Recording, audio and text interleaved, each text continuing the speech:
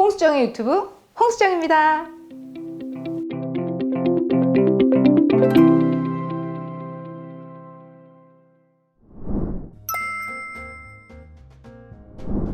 자, 유방암이 진단됐어요. 하늘의 날벼락 같은 말을 듣고 나면 정말 아무것도 생각이 안 나면서 당장 내가 살아야 될 것도 기억이 안 날 거예요.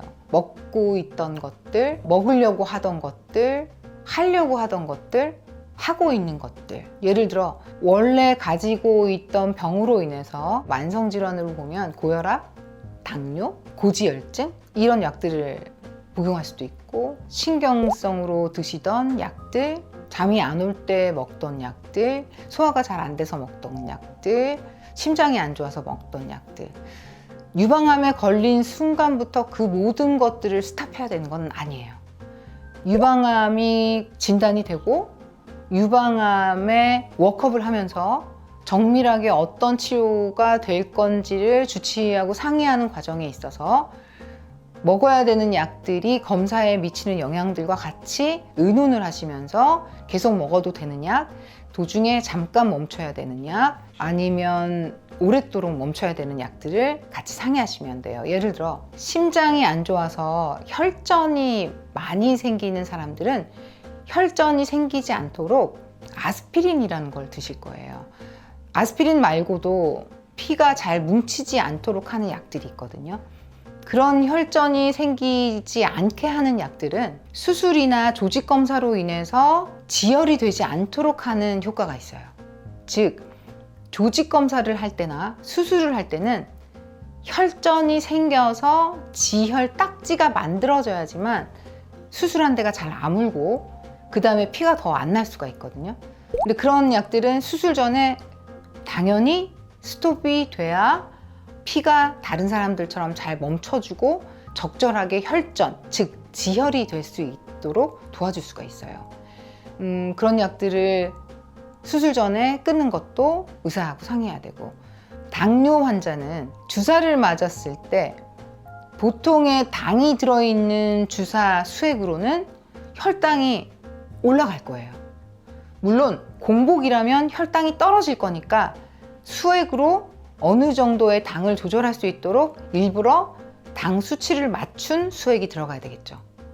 그런 것들이 금식이냐 금식이 아니냐, 당뇨 환자냐 당뇨 환자가 아니냐에 따라서 주치의들이 조절을 해야 되기 때문에 수술이나 입원 상태에서는 주치의와 밀접하게 상의해야 되는 것이고, 그런 상태가 아니라 진단을 막 받고 검사하기 전 입원 상태가 아닐 때에 검사 예약이 없는 상태라면 기존에 드시던 약은 같이 드셔도 상관이 없는 거죠.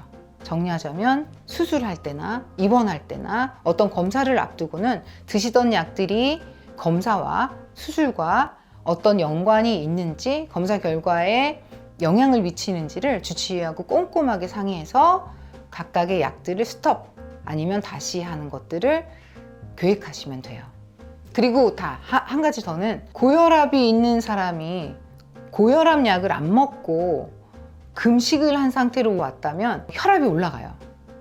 혈압이 올라가는 상태에서 수술을 하거나 조직 검사를 하게 되면 지혈하는 딱지가 압력이 높은 혈관벽에 걸리는 것 때문에 피가 나오는 가능성이 피가 멈출 가능성보다 높을 거예요.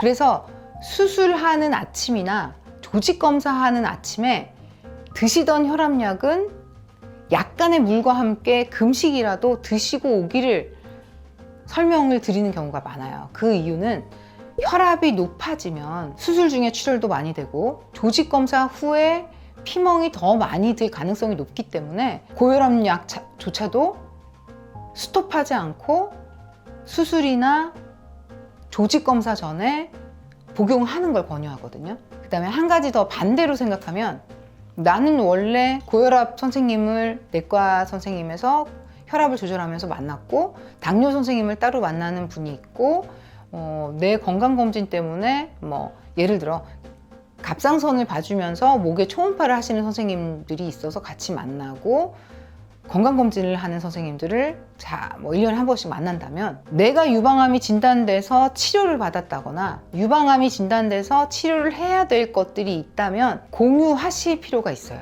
왜 필요해야 되냐면, 예를 들어서 유방암이 진단돼서 겨드랑이 임파절에 비대가 일어나서 임파절이 커져 있으면 오른쪽 유방암으로 오른쪽 겨드랑이 임파절이 커지고 오른쪽 목의 쇄골, 경부, 임파절도 커지는 경우가 있거든요. 그러면 목 근처만 검사하다가 임파절이 커지는 걸 보고 의아해 생각하고 그 소스를 찾으려고 목을 보시던 선생님이 고민하실 수 있어요.